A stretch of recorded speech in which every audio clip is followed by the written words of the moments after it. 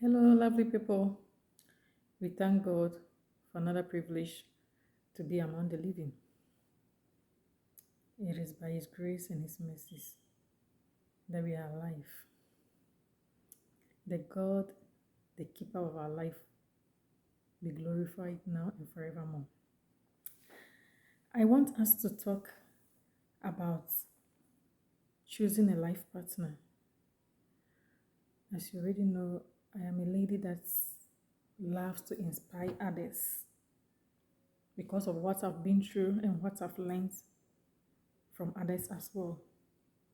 So I'm just here for us to learn about ways in choosing our life partners or spouse before we marry them.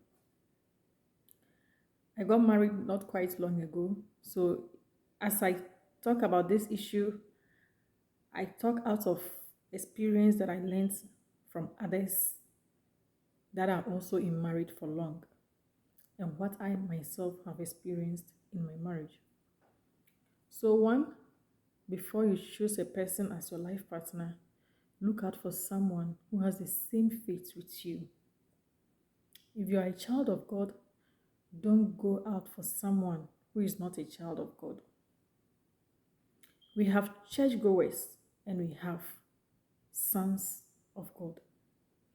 If I say a child of God is one who loves God, one who acknowledges God in everything that he or she does, one who is submitted to God, one who willingly does things to glorify God, but not to him or herself. That is who I meant by a child of God. So, as a Christian or as a child of God, you have to look out for someone too who loves God, someone who is just like you. Yeah, people do change. You can get someone who doesn't love God, but what shows that the person will change after marriage? There's no guarantee, as you can see. So it's best and it's good that you marry someone who also loves God, who has the same faith with you. Yeah. It doesn't matter about the church that the person fellowship. You can be a charismatic person and the person is another part, like maybe a Roman Catholic or something like that. Yeah. So it doesn't matter. It doesn't matter. All that matters is both of you love God. Both of you have the same faith. Yeah. Yeah. Just know that the person also loves God as you do. So that when you marry this person, he will not hinder you from serving God. He will not deprive you from doing certain things for your God.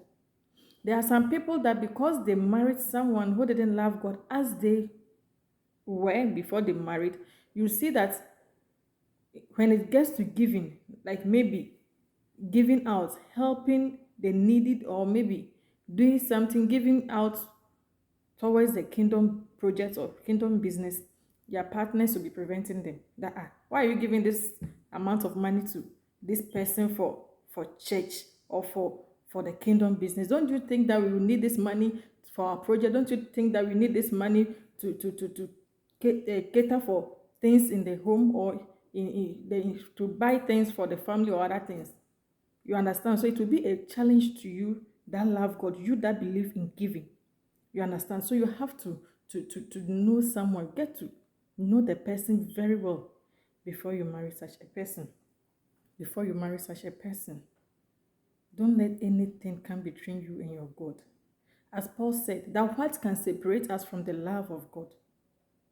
You understand? So do not let anything separate you from the love of God, not even marriage. Because when you die or when you meet your maker, your husband will not be questioned about the things that God told you to do whilst living on earth. You are the one that will be accountable. So be very careful as a child of God. Also, look out for someone that the two of you can go before God. Especially, let's say if you are doing your morning devotion, if you are having time with your God, the person willingly come to you for you to do it together. The person also has time, even if he or she cannot come to you to do it, he or she also has time for God. The person shouldn't always be busy about work, busy chasing money, busy with the family, busy with the children, busy with work and unnecessary things that when we die, it will not follow us. All these things are not going to follow us. Your marriage is not going to follow you. Your children are not going to follow you. Your family are not going to follow you. All the monies that we are chasing, all the riches that we are chasing, none of these things are following us. So why spending such time on those things? So get someone who also has time for God. And the second one I want to talk about is character. Character. Marry someone who has character. You might ask me that, oh, sister, how do I know that this person is having character? Because some people hide their characters before you marry them. It's true. You can get to know someone's character by asking questions and by spending time with the person. If I say spending time with the person, it's not necessarily being physically with the person, but through communication. We normally talk to them, or we normally talk to people that we want to marry about unnecessary issues. What have you eaten? What are you wearing? Where do you want to go? Oh, and hold on. All those things are unnecessary. They are unnecessary talks. Yeah, they are unnecessary talks. So with this communication that I'm talking about, that through them you get to know a person's character. You might not know all the character of the person, but at least you get to know some of their character, which will help you. Yeah.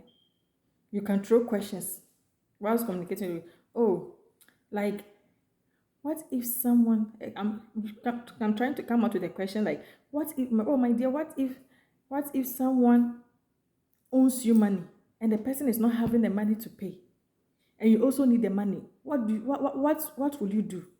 It's a question that you have to ask. It's a question you have to ask. And maybe his response or her response might be, oh, I'll give the fellow time to give me the money. Or, oh, no matter what that, and whatsoever means that I have to take to get my money, I have to. With the response of the person, you get to know that this person is having this character trait. Yeah. You also get to know a person's character in the way the person deals with people around him, the way he talks to people. Is he proud?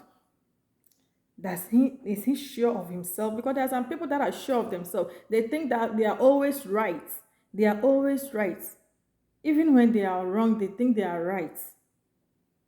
Such a person, if you marry my brother and my sister, hey, it will be hell on earth for you in your marriage. Because there's no one that doesn't offend.